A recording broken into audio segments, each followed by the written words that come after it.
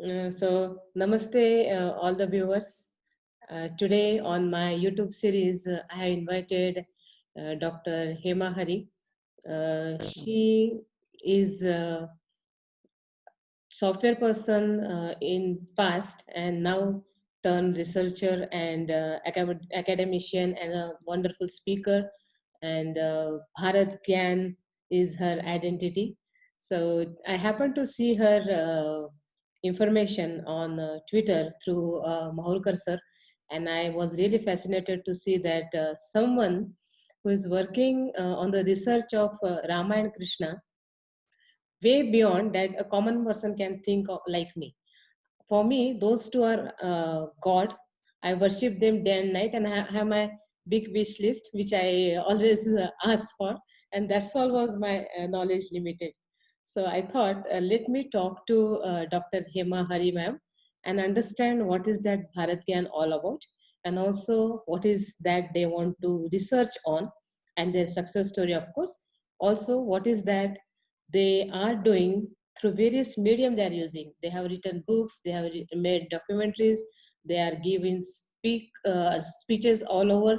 Also, they have been invited quarterly by various governments to do research on various subjects. I wanted to know what do they know about Dhanushya Koti bridge, what do they know about the hidden treasure of Dwarka, and so on. So let us speak to Dr. Hemari.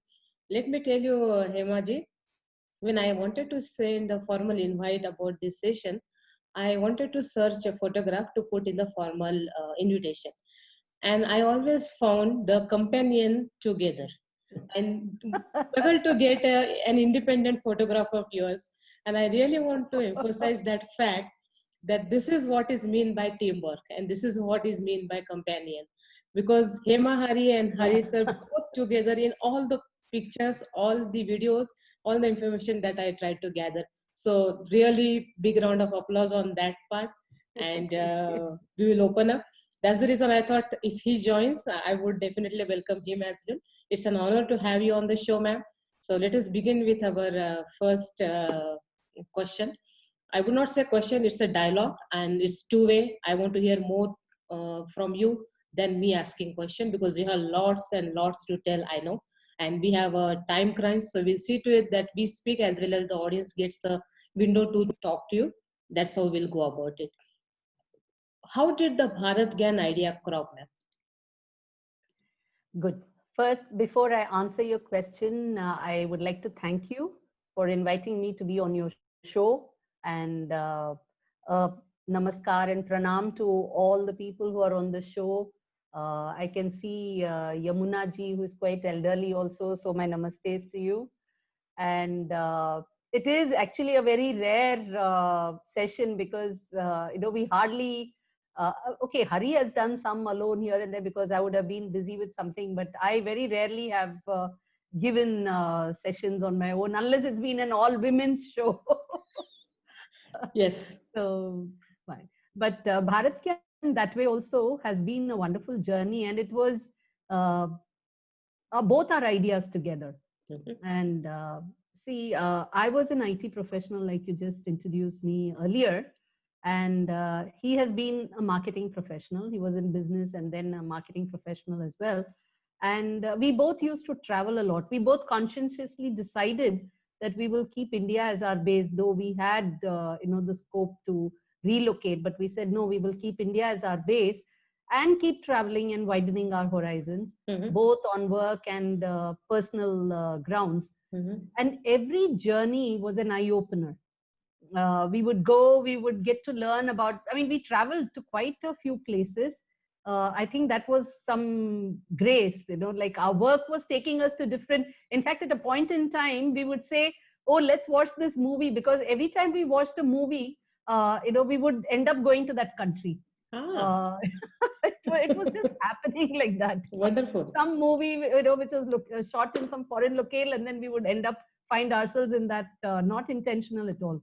Wonderful. Then, so each of that showed us how different countries, different cultures were showcasing their civilizations. And the way they were making it interesting, very engaging. Mm. And this was around the year 2000. We had been around quite a bit, and we were kind of feeling that there is not much that way in India for Indians themselves to go and visit, or for foreigners if they come here to go and visit. There are those huge monuments, Yes. but then the story is missing. And no doubt it is a very long story. It's a long history, not just story alone. So it's a long history, and therefore no wonder it's also a challenge to Yes. kind of put it in one place. Yes. But even then, what was being showcased was not sufficient, is what we felt. And then we were beginning to ask questions. So we said, let's come and showcase. Yeah. When we go back to India, let's go and try and showcase India. But then when we came here, the kind of questions, see, to showcase, then you say, okay, what is this? What is that? So like you said, Rama and Krishna, for us also, they are our gods. Yes. So they are in our puja room in every different form and with every different name. In fact, just now, when the Ayodhya Shilanyas was there, we were on air on one of the channels, and we were talking about how one family deity for us is Vijay Raghava, which is one name of Rama, and the other one is Veera Raghava, which is yet another name of Rama. So, they form part and parcel of our religious identity. Yes. But at the same time, everybody says they are historical. See, look at this whole thing, the strife has been to build a temple at his birthplace. Yeah. The moment you say it is his birthplace, that means you're also acknowledging that he has been a person. As a historical person, he has lived on this earth, he has taken birth. So what is this contradiction? On one side you say he is God and he's religious and he's so divine, and the other side you say, oh, he was born in this particular place, therefore I want to build something here. So this pull, so these kind of questions started coming to us, and the more we started finding some clue to one, it would lead to another one. Yep. So it was never getting complete. It took us almost 10 years to just start putting all the pieces together, and they were all fitting beautifully like a jigsaw. Mm-hmm. And so at that stage, we were just holding the vessel like under a tap. Yes. So the tap was continuously open, and we would, as and when we kept getting the data, we would keep creating that picture. Yes. And after 10 years, we started writing books. Because initially we were not confident enough, because if we wrote something, there were 10 more questions for which we had no answer. So we had to keep going. The problem is, lot of the information about India is either in ancient texts, or it is in our customs, or it is with our scholars, some literary scholars, some religious scholars, and there are various traditions. And and some are in the monuments, the archaeological monuments. Yeah. And all of these are unfortunately very disjoint today. Yes. There is no string that is connecting all of them and presenting it. See, even if we talk archaeology or history, we remove all the other aspect from it. We remove the culture, we remove the customs, we remove the ethos of the land. True. So you really don't get a complete picture.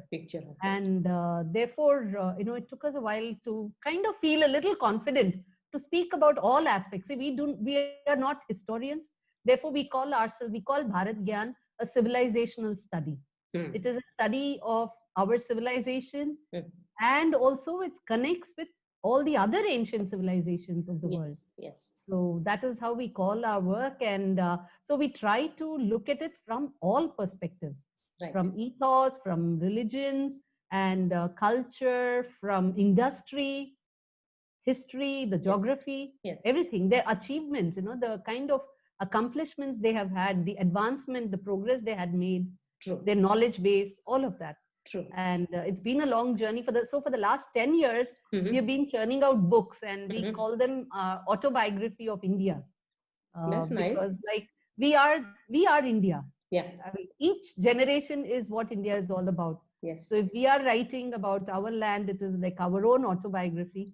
So we call the entire collection Autobiography of India. And so we brought out about 35 books in print and on Kindle, and lot more, about 60 odd as ebooks, which are there on our website. Mhm. for people to read when they come visit our website as it is. Super. So I like the very fact. I heard your interview on Doordarshan during this Ayodhya Shilanyas, All right. and I also happened to know how proudly Doctor was telling that his birthplace belongs to Jatayu's. Yes. I think That is Nirvana the place. place where Jatayu Rama Milan did happened. dahan for Jatayu. Jatayu, And yes. very beautiful. Look at how our ancestors see in that temple. They have given the details, attention to detail. Mhm. There you will see Rama, and you will Mhm. see normally, Rama as they show him as Vishnu anyway, Yes. by the name Vijay Raghava. And usually his spouse, who is on one side, Mhm. on this right, she would have shifted to they would have swapped sides. Okay. And Bhudevi will be close to him rather than Sri Devi, Uh-huh. because she is bearing the brunt of the heat of the fire Fire. Oh, when Rama is doing the dahan. done. So that much of story is there in just the murti, Vigraha Murti over there. Lovely. Uh, that's wonderful. And another question I want to know from you. This little, a lot of thought has gone into this question. So don't say that I am asking this. No What is issue. the scope of your research? Reason being, across India, from north to south, every house, every alternate house has a Ramcharitmanas or Ramayana at home, Mahabharat for that matter, Bhagavad Gita. So people are aware of this epic side, of course, but it's from more from a divinity point of view. And I like the sentence from your discussion in Doordarshan, wherein I made a note of it as well. So I said, Okay, sure. divinity There's is so a many matter in of this. faith, and Yes. historicity is a matter of existence. And you are trying to blend both and then present the data to older and new generation to know their country in a better way, or I would say more convenient way, which they can relate to, rather than just listening to my aji and old stories, which mostly made to convince me to eat something or behave certain way rather than telling me my stories when I was a kid rather. So my question is, why do you think that you are telling something different when everybody thinks, or are, at least they're under the impression that they know epic and history very See, we all know our epics very well because they are part of us. They are our God. They are the people we talk to every, well? like Yes, you said, you have your long list. I mean, nobody can be closer to you than your own gods. yes, So they are our gods. yes, And we celebrate them. yeah, We celebrate their birthdays, yeah. and we are filled with, so we also know their life story. Hmm. So we are talking about, when we say Ramayana, we talk about the journey of Rama, his travails, and all his emotions. And our generation that way, I don't know whether it's fortunate or unfortunate. In earlier times, they would only have the literature and they were left to their own imagination. Now we see them on screen also, and we have given them a face. So for us, for the younger generation today, Rama means so and so kind of person as well. But given that, anyway, we find that we all are very familiar. But one point when it comes to issues of accepting them as historical, when it comes especially at a civilizational or national level, when it comes to issues like this, then we find, personally, each of us believe he is historical. But when it comes to larger issues, then there is a doubt that creeps in. Hmm. Oh, is he really historical? Is Hmm. really that place his birthplace? Yeah. Did he really come here? Did he really go there? Did he Yes, really yes, do this?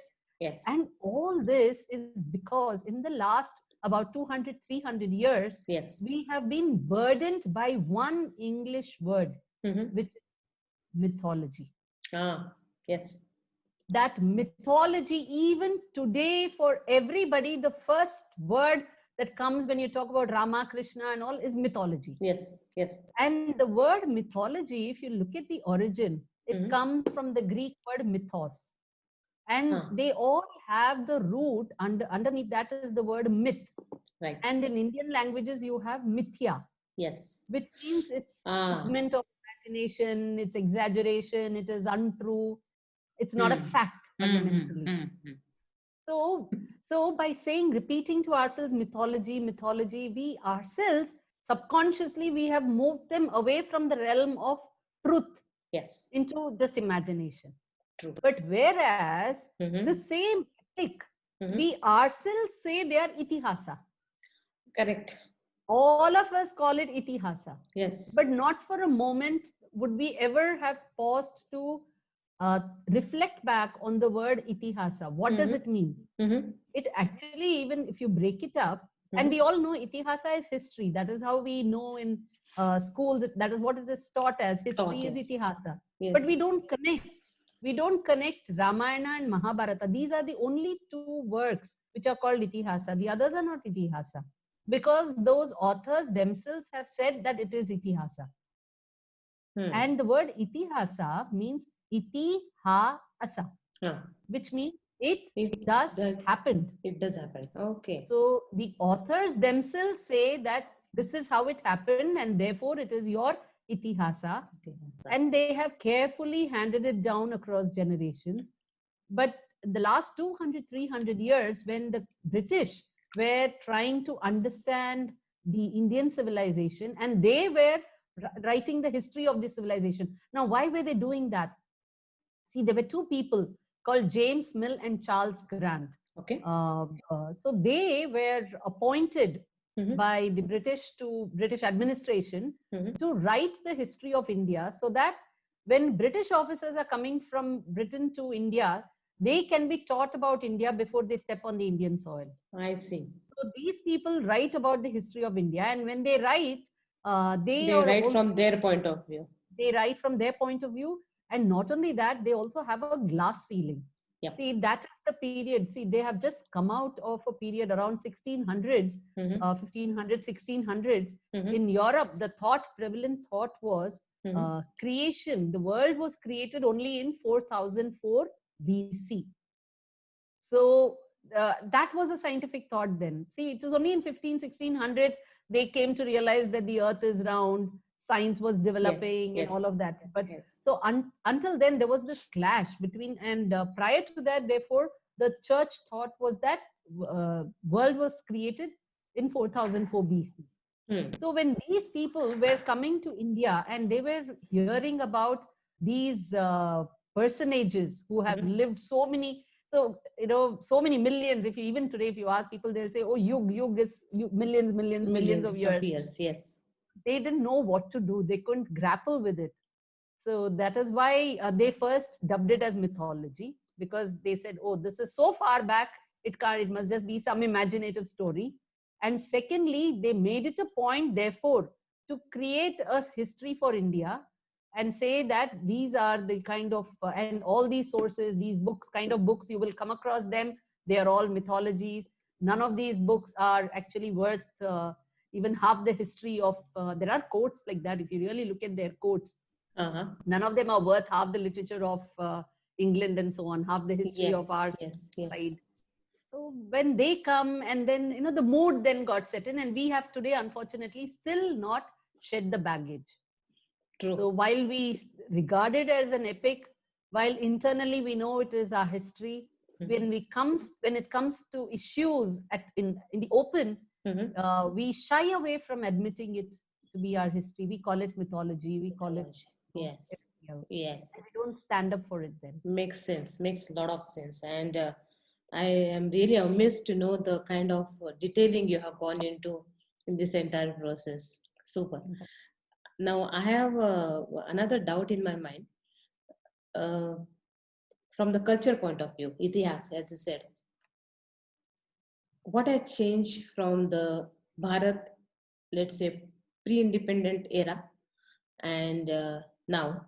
How do people look at this? As I said earlier, was it more of a mythology, and now it is more of awareness to get into the detailing? Like as you say, we are building a temple in Ayodhya.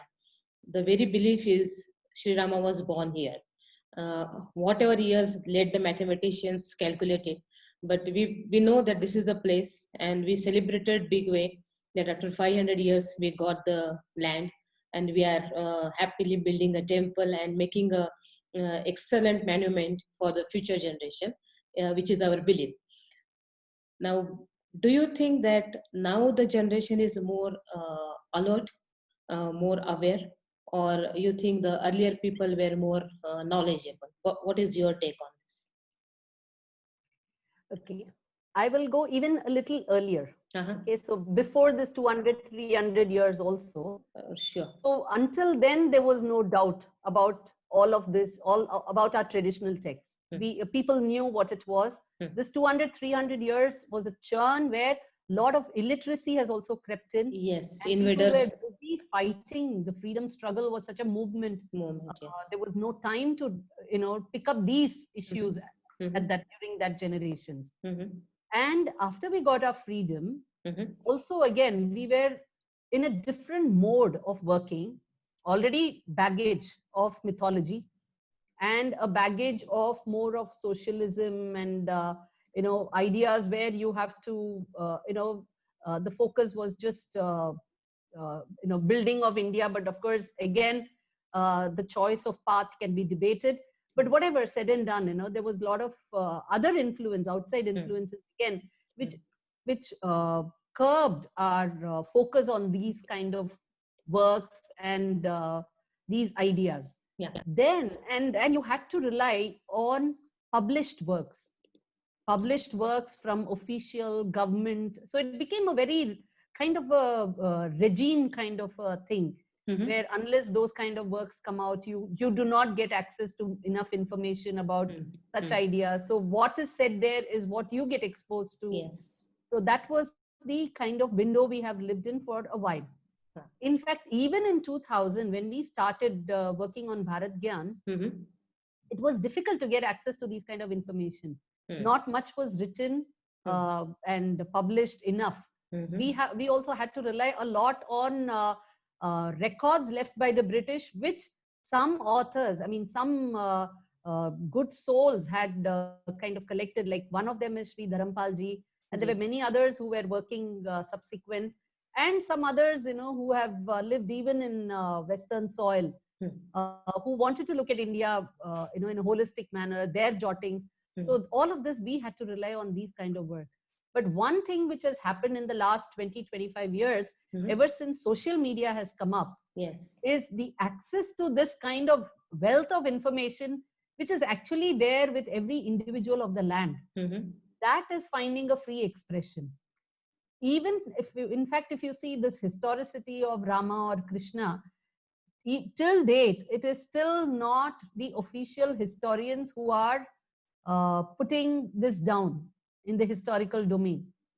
It is still something that is being brought out, which is being worked upon, researched, collected, corroborated, everything only by individuals. Private individuals who are working on this. Individuals meaning private organizations. Yes, yes. It is still not the official historic account yet of India. Okay. Which is very sad. Things sad. like Saraswati River and Rama, Krishna have still not become the official account of our civilization. I see. And but in social media, it's creating a lot of flutter, which is why many people have now become aware. True. And it is reaching many more. And the beauty is the younger generation who therefore do not have this baggage and are getting exposed to this straight away. They are so into, I tell you, every session of Bharat Gyan, everywhere we go and speak, it is the youngsters, and they are such an inspiration to us. They are really very into, they are very positive, they're keen to know, they're keen to share, they're keen to contribute. Yes. And this is across disciplines. It's not like, only arts or this faculty or sciences. No. I mean, it's across sciences, engineering, management, arts, commerce. All the students are equally interested because this is their roots, their identity. True. And this is something that their parents couldn't fill them in on. Yes, yes. Because their parents in turn, came with the baggage. So it was there, but now it is opening up. The baggage is slowly being taken away. So the sooner this becomes our official narrative, this will be, it will really make a big difference. Difference, definitely. How many lectures have you given as of now? Oh my God. I don't know. Now, lectures now they have changed, they have morphed. Instead Okay. of being a platform stage lecture, now they've all become webinars. Uh-huh. Almost every day we are on one webinar or the other. And over time, actually, we started, when we started compiling, for the first 10 years, like I told you, we were in a compiling mode. We used to give a lot of talks then. And the fora were very different. It would be academic research institutes, it would be social groups as well, and also scholarly groups. I mean, the traditional Pandit scholars, that kind of, and conferences. The thing was, with each of these, since there were so many questions in every talk and every such conferences and all, it would get ratified. We would get more inputs as well, and that is how the whole thing grew. And so if you take from there, it's been like hundreds of talks. We have lost count. Nice. So are you a big team of researchers or just two of you? See, we are, the two of us are compiling and stringing it together. But we could not have come this far without the network of scholars who have helped us. I mean, when I say scholars, I mean modern, traditional, and many other people. So how do you approach them, Akka? Sorry? How do you approach them? How do we approach them? It one leads to another, like you meet, and fundamentally we used to attend a lot of conferences. So in conferences you go and then you see so and so is working on such an area, then stay in touch, and that's how we kind of networked. And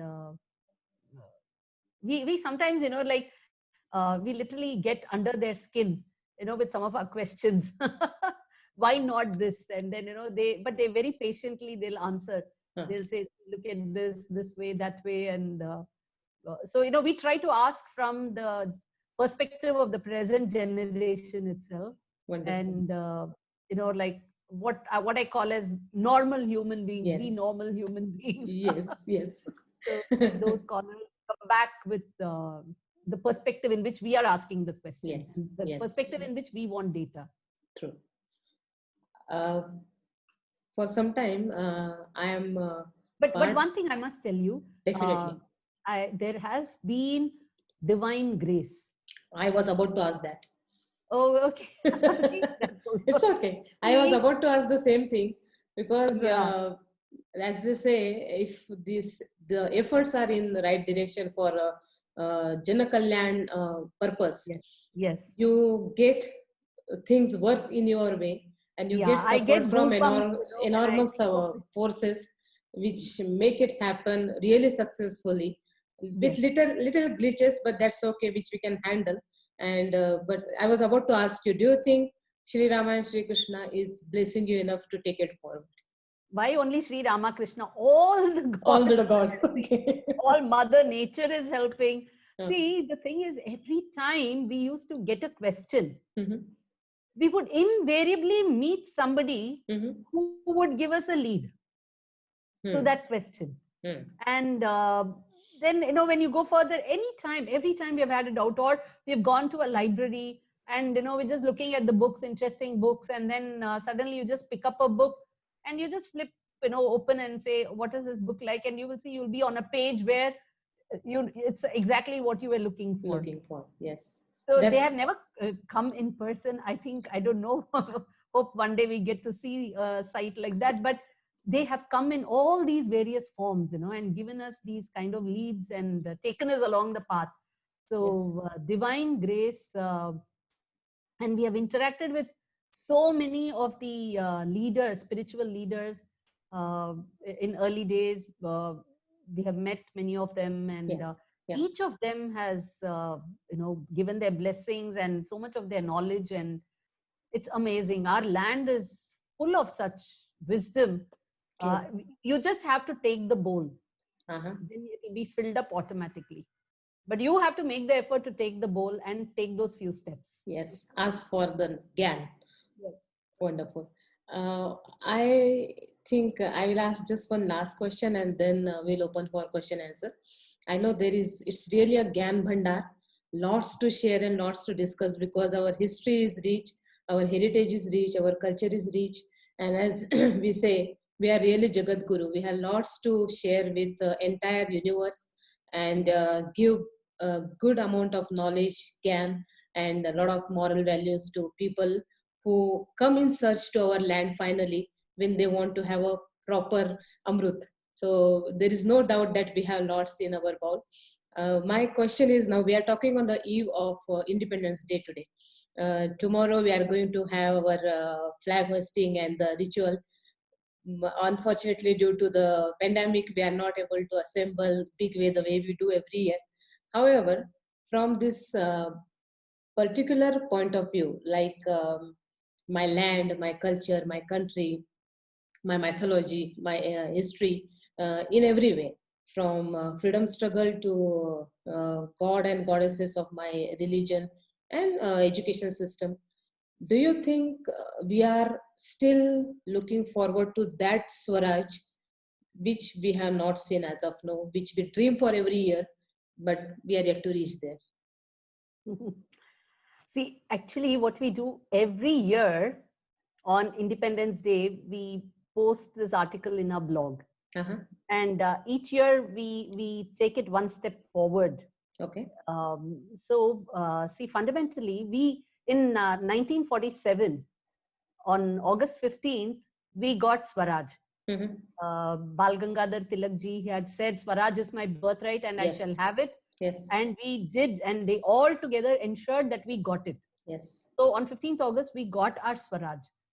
Now, and we have been celebrating subsequently, we have been celebrating this day as Swatantrata Divas. Yes. Right? Yes. But look at these two words, okay? Swaraj and Swatantrata. Mm-hmm. So Swaraj, if you really look at it, it means Swaraj. Yes. That means I am ruling myself. I am free. Mm-hmm. I am free to rule myself. Mm-hmm. Now look at the word Swatantra. Swatantra actually translated to freedom. Yes. But freedom, what does freedom mean? Freedom means, yes, Swarajya is freedom as freedom from being bound and being under somebody. Yes. But real freedom means you are free to do what you like. Live the way you want to. Do things the way that are innate to you, that are natural to you. So for a nation, so if that is for an individual, what is it for a nation?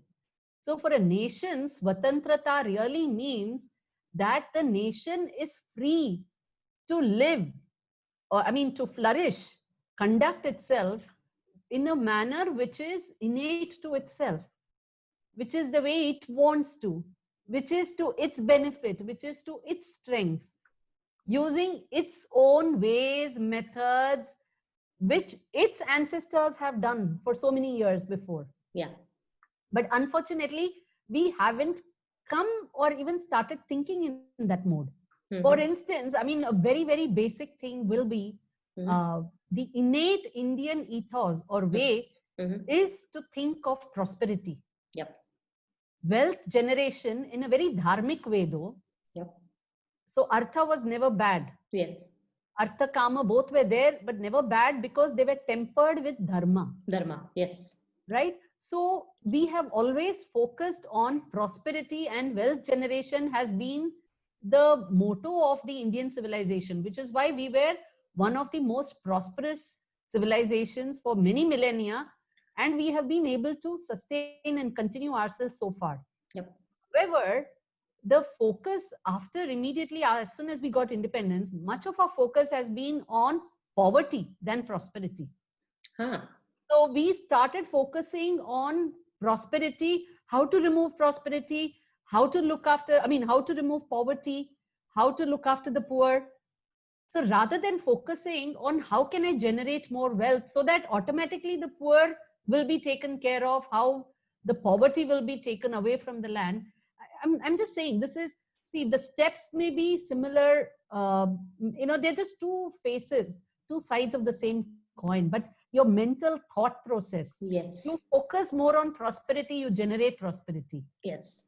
So there are so many such innate Indian ways of approaching issues, approaching problems. Yes. Decentralization is one of the very innate Indian ethos. Absolutely. Compared to centralization, Yeah. which was a British ethos. Yes. And which we were left with, which has continued subsequently. Yes. So there are so many such different things which Yeah. Indians have done very differently for so many millennia, because that is their strength. Yeah. And that unfortunately we haven't realized, seen for ourselves, and brought it into a conscious way of doing things. We may be doing it, but more like in a haphazard manner, but not very consciously and understanding the value of it. So when we do that, that is when we will be really Swatantra. And the beauty of it is, which we will now realize in present times, because we are going through this pandemic, all of us are realizing how, especially with the lockdown, how it was so essential to have been self-reliant. Yes, and decentralized also.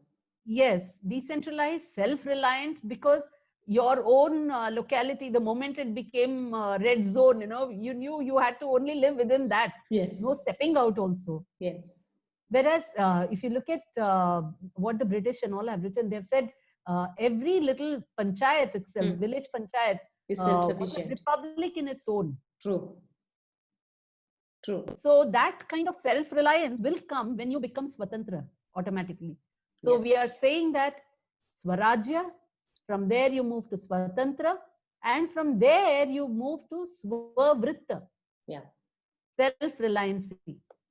True. So that these are the three swas you have to go towards, and that you can do only when you live with your swabhav, when you live naturally, with the Indian swabhav.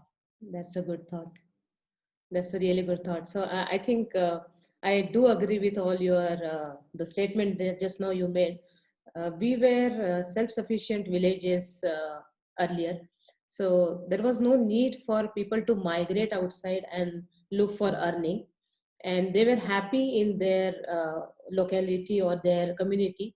Also, they were Atmanirbhar. What now we are reintroducing, I would say, because Swatantra means that you can live on your own, self-content, self-happy, and self-sufficient to make the journey in your progress and in your future life. I think I have more things to talk about on specific topics. That is, as I said, the Rameshwaram bridge and Dwarka leftovers. We will take those topics in our future session, not today. Enlightenment, that is Bha, light. Then Rat. Rat means to relish, to enjoy. Ras, Rat. And you know the English word for God of love? God of love. What do they call that god? Cupid, right? In Indian stories, who is the god of love? Kamadev, right? Kamadev. You have heard stories of Kamadev? No. Kamadeva. Kamadeva, Kama. Okay. So his wife is actually Rati, because she is delightful. See, a god of love, and he has a spouse. He has a wife who is pleasurable, who is full of something, who gives you pleasure when you even look at her. She is that much enchanting, right? So look at how they have paired gods and goddesses also. So Rati, Ratta means to enjoy, to relish, to take pleasure. So what does Bharat mean? It means a land where people take pleasure in knowledge. So in knowledge, so people seek knowledge, people relish knowledge, people take pleasure in getting to know more and more. They have this urge, they have this seeking in them. So that is Bharat. That is why we have so many kings who were called Bharat. So that is why Rama's brother was Bharat. You have Shakuntala Dushyant's son who was Bharat. So many Bharats. They are all named because they are all supposed to be relishers of knowledge. Attendance and your knowledge, a lot of that I got to know from you today. starting from the history written by Britishers and many more facets which I never knew about, and I'm sure the audience also. So formally, I want to say dhanyawad to you, and I would be really honored if I can help you somewhere in your research work. Of course, I'm not as patient and as knowledgeable as you, but No, we all started. We also started. I mean, there is always somewhere to start, and then the journey grows. True. So we would So I really want to extend my helping hand, if at all I can be in future sometime. And with this, I really want to say thanks to you, Hemaji. All the best for your enormous work. This is really great work. Thinking about our history in such a way is definitely a new phase, which people would love to know. And it is very enriching for the future generation. So thank you once again.